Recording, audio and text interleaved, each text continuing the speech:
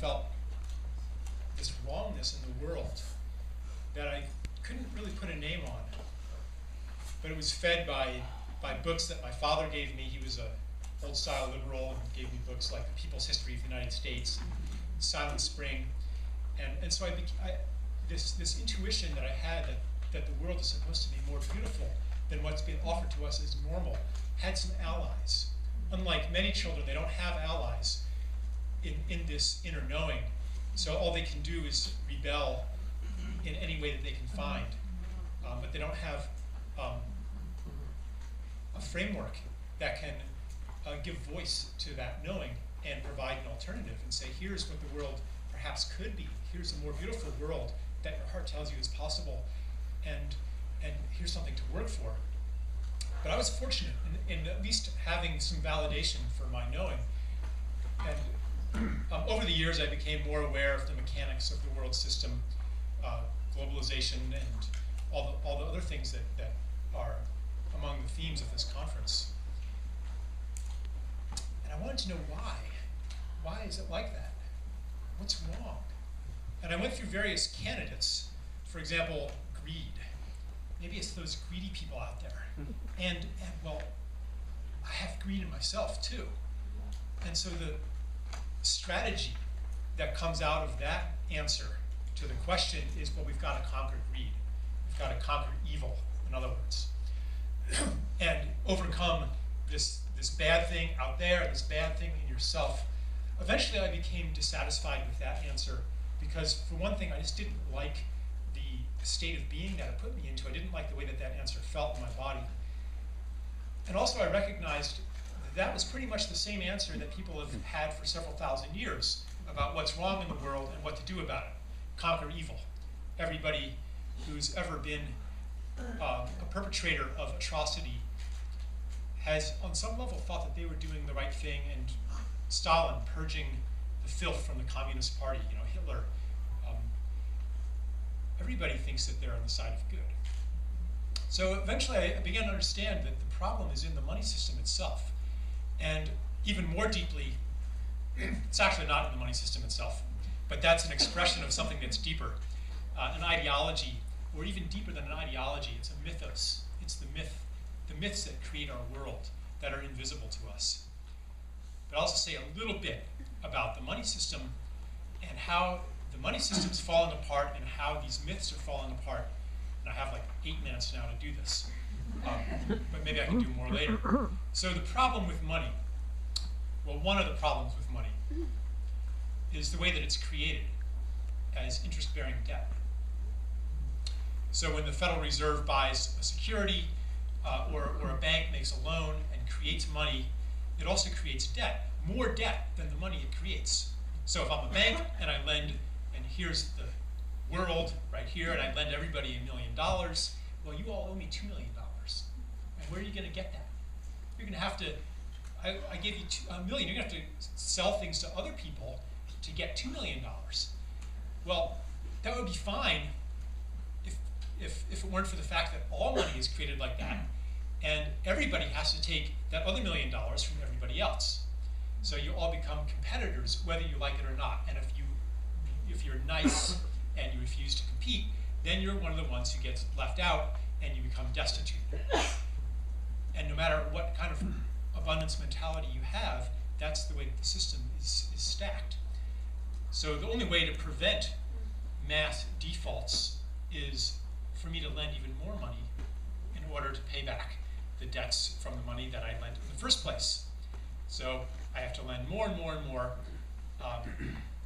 and I only lend it to people who are going to create new goods and services, which means that the economy has to grow, and the economy means the things that are exchanged for money, nothing else. An economist says that's good because these are goods, and you wouldn't buy them if you didn't want them, right? So the more things you're buying, then the better off everybody is. But what they don't recognize is that really what's happening is that we're migrating things from the gift economy into the money economy. So here's, in case some of you wandered into the wrong conference and thought that this was going to be tips on getting rich, I will give you a tip to get rich, okay? And this has worked for thousands of years. You find something that someone does for themselves or for each other, you take it away, and then you sell it back again. So for example, you can build schools in places and take away the traditional knowledge of how to live and how to subsist, and then sell that back in the form of products. You can build medical clinics and that undermine indigenous ways of healing and undermine the indigenous worldview, and then sell medicine and sell a worldview via consumerism. Or you can simply find something in nature that, like land, for example, that isn't something that people pay for or own, and then you can say, oh, that's a property now, and you have to rent it or buy it. And so we see a migration of everything from the gift realm to the monetized realm, to the point, and here's where the good news begins, to the point where there's nothing left to convert into money. We can't cut down more forests, we can't increase the fish catch, and there aren't that many places. Maybe there's some, Kazakhstan, and India, and there's still things people can do for themselves, and we can convert that into money, we can turn those into a service. But there's not that much left that we can convert, and the cost of turning all these things into money gets higher and higher. And even if we try hard to squeeze out whatever little remnants of growth we can, we still can't create growth fast enough to allow the creation of enough money to pay the debts and to keep the system going. So we have debt rising in proportion to GDP, and the system falling apart. And I think that what we can sense is falling apart is a lot more than just the money system, but we have the feeling that the crisis goes all the way to the bottom. And that's true, because the money system, which creates separation from each other, which destroys community, and which necessitates endless growth, is part of a deeper set of agreements. And I call them the story of the people and the story of the self. And it says, the story of the self says, what you are is this discrete, separate being, this bubble of psychology floating around in an external universe. And from that, all the things that are true in a money economy become true, such as more for you is less for me, which is not true in a gift economy. Because in a gift economy, if you have more than you need, you share it with somebody else. And that's not because you're self-sacrificing. It's because you understand that that will be good for you too. And even the concept of self, the understanding of self, and the felt experience of self isn't that you're this bubble of psychology. But if you have more than you need to give to somebody else, if they have more than they need, they give to you too.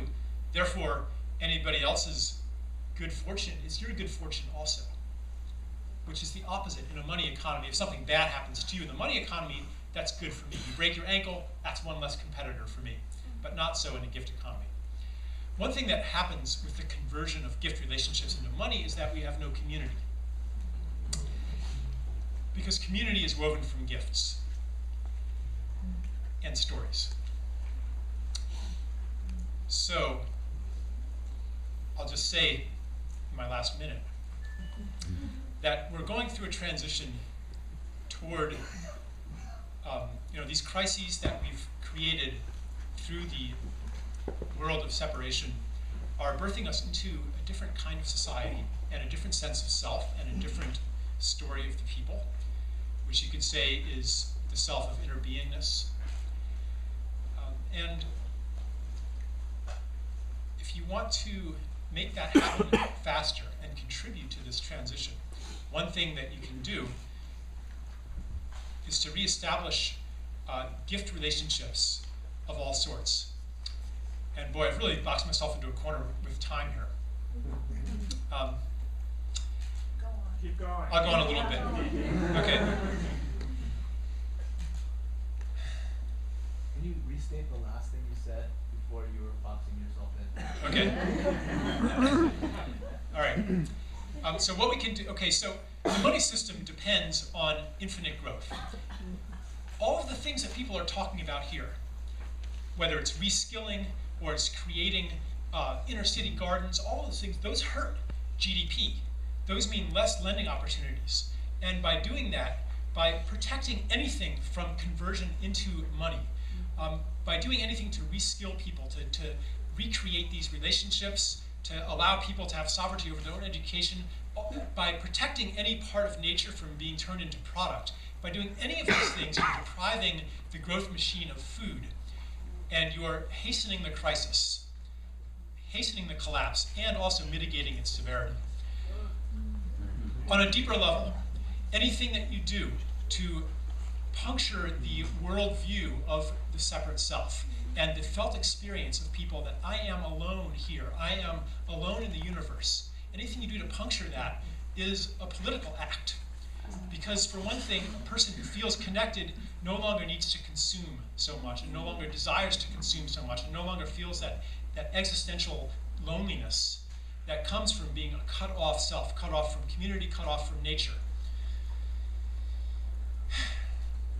When you're rendered small like that, as we are by our ideology and by our entire system that cuts us off from these things and casts us in a world of strangers, when you're cut off from all that in this tiny little self, then you desire to grow the separate self to compensate for the lost beingness and the lost sense of belonging in the universe.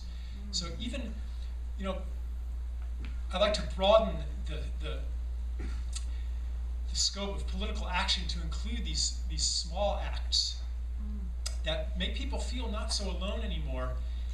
Even like the Secret Santas who went around to Kmart's last year and paid down the layaways of poor people. Like a cynic might say, well, they're just feeding into consumerism and stuff. But someone comes in there and somebody paid their layaway, and like, how do you explain that in a worldview that we're immersed in that says everybody's in it for themselves and your nature is to maximize reproductive self-interest or maximize financial self-interest, and like, this is love here. And it weakens the shell of the worldview that contains us. We see it falling apart, collapsing around us, wearing thin. And the light that shines through from a larger world, the world of the gift, you could call it, takes the form of anomalies and things that don't fit into that reality that we've been living in. So let's just say that you can't have community without gifts. If you can try. You can gather around with your neighbors and talk about being nice to each other and sharing things. But if you don't actually need each other, then there's no community. I tried to make community when I moved back to suburbia after living abroad, and underneath all of these gatherings was the unspoken knowledge, I don't need you. I don't need you, I don't need you, because whatever you're providing, I can pay somebody else to do that. I can pay for that. And we didn't even want community. We wanted financial independence, which means I don't owe anybody anything. I don't have to pay for anything. I don't even want your gifts, because then I'll be in a state of dependency. We want to be independent. But really, to be dependent is to be alive. And I think it's important to embrace that, that I need you.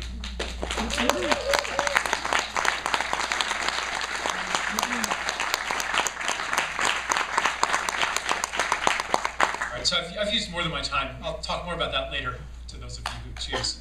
Thanks.